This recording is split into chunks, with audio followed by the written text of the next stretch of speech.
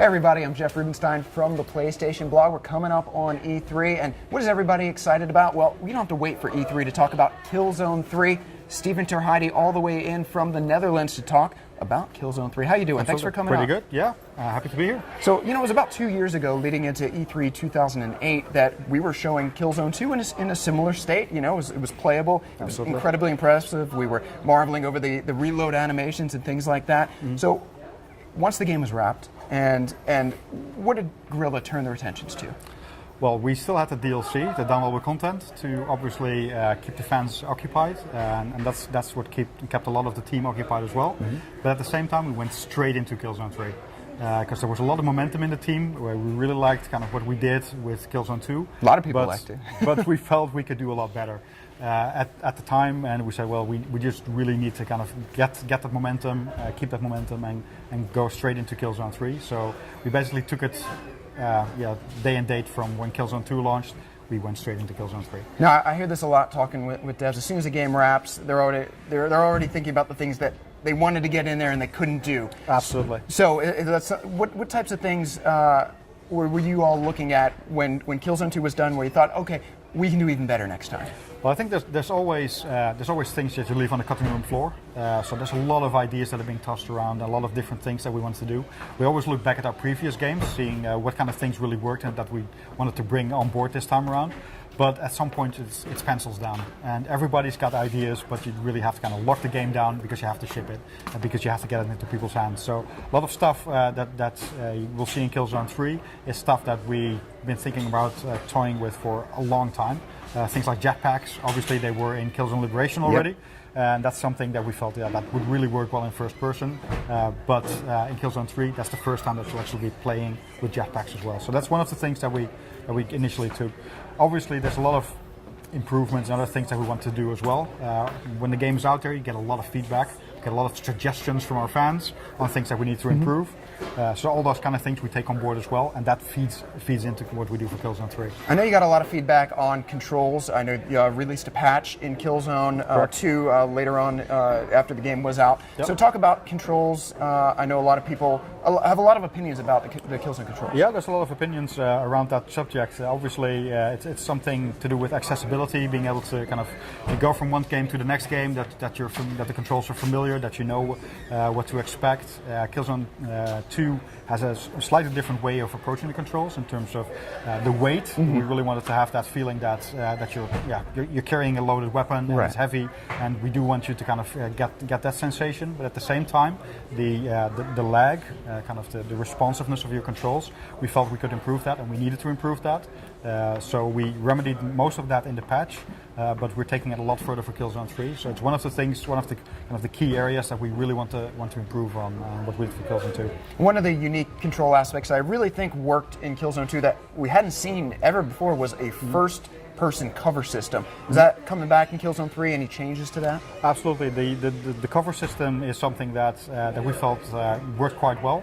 Obviously, it caters to kind of the more cautious player. The run-and-gun player won't use it as much, so we want to cater to both kind of players in Killzone 3. Make sure that the run-and-gunner has some new options as well.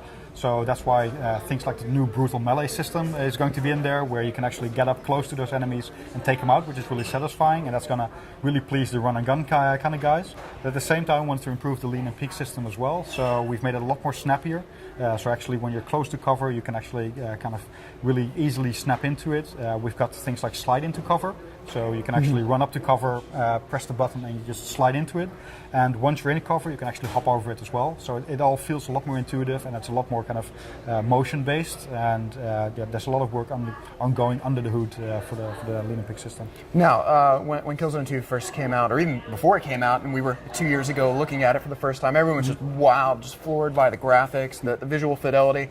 I know a lot of people get hung up on visuals, and we talked about controls, but visually, what did you do to the engine? Was there anything you could do? I mean, did you reach the roof? Or?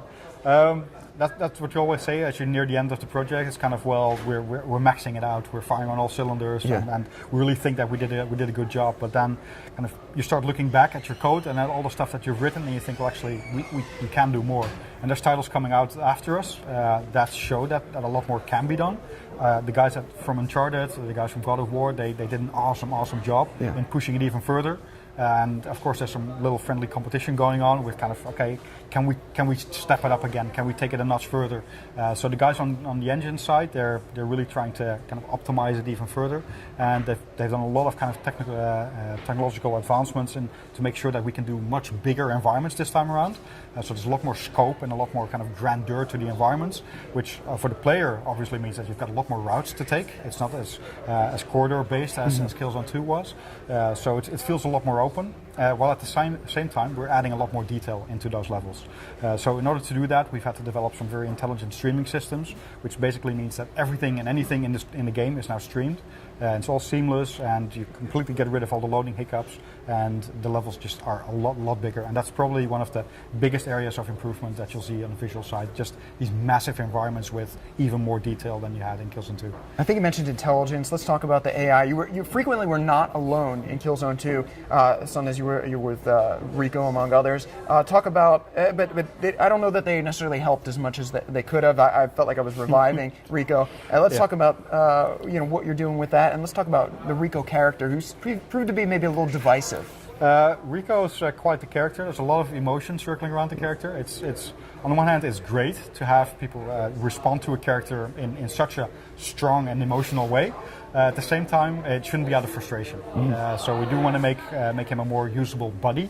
So there's things in there in Killzone 3 where Rico can actually revive you. So there's a buddy revive system in there. You're downed, if he's in the neighborhood, he can actually revive you, as you could do with him. So that's a little bit of kind of reciprocity right there. That it's not just you doing all the heavy lifting, he's actually helping you out. So that's one thing that we're doing. Obviously, we're ironing out a lot of his behavior issues where he's in your line of fire, where he's swearing all of the time. All the swearing will be gone, those kind of things. The colorful language is gone. So we make sure that he's a lot more useful this time around. And in terms of AI, because you've got larger environments, more open environments, there's a lot more options for those guys. So for both the enemy AI as well as your friendly AI, there's whole new approaches, and no encounter will ever play the same. That's already something that you saw in Killzone 2. You could play the same thing over and over again, and it wouldn't feel scripted. It would always feel fresh, and they would do different kind of behavior, sneak up on you if you weren't looking, those kind of things. You'll see that a lot more in Killzone 3, simply because the environments are bigger. So they have more space to play with, and we even take it up into the air with the jetpacks that we've got. We've got jetpack enemies in there, which adds a whole new dimension to the whole gameplay. And some nice death animations with those jetpacks as well. Absolutely. If you're not ready to talk about multiplayer, I understand, but if you could just summarize what would be the major difference if you could just pick one thing between Killzone 2 and Killzone 3, just across, what would be the major across the game? Across the entire game. Across the entire game. I think it's variety. It's probably a key word there. I think what Killzone 2 suffered from was the amount of variety that was in the environments, which was in the kind of the minute-to-minute stuff that you did, and we really wanted to up that. So a lot of the variety in Killzone 2 took place in kind of the final couple of chapters, where all of a sudden you got this big mech suit, and a lot of people didn't reach that stage. Obviously, we analyzed a lot of the data from the trophies that people unlocked, from the multiplayer data. So we look at what people do, and we take on board the feedback that we've gotten from the forums and from you guys, just figuring out, okay, what are the things that we need to do, and variety is a big thing. So on the level we've got on show today, there's already 4 different sections in there with very distinct gameplay. There's one portion on rails where you're on an intruder actually firing down, which is completely different from anything that we've done before. Then there's some on-foot combat where you actually start to encounter these jetpack enemies, which are new enemies, new kind of experience. Then you get a jetpack yourself, which is aerial combat, which is, again, a game changer. It just completely changes whatever you do. And then finally you get this big weapon of mass destruction, which is the Wasp rocket launcher. And again, that's just in one level, and we're going to do that throughout the game. So it's not just the environments that will be very, very different from what you see in Killzone 2, but there will also be a lot of different kind of gameplay mechanics and a lot of gameplay experience that people will have throughout the game. Yeah, and a lot of new weapons that look really cool, and you're going to want to see when more is shown. Now, Stephen, I wouldn't be doing my job if I didn't relay to you fan requests. When I told everyone we're going to be seeing Killzone 3, this is what they wanted to hear. So I know that you probably can't respond to these yet, but we've had requests. MJX says hopefully multiplayer will include a party mode of some sort.